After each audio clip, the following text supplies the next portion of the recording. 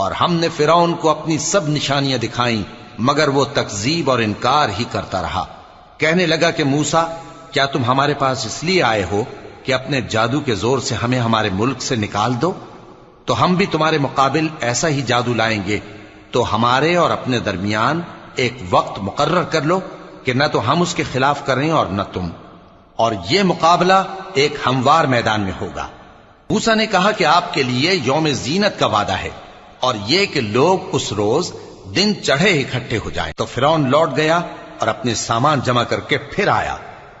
मूसा ने उन जादूगरों से कहा कि ये तुम्हारी बर्बादी होगी, अल्लाह पर झूठ न बांधो, वो तुम्हें अजाब से फना कर देगा, और जिसने झूठ बांधा वो नामुराद रहा।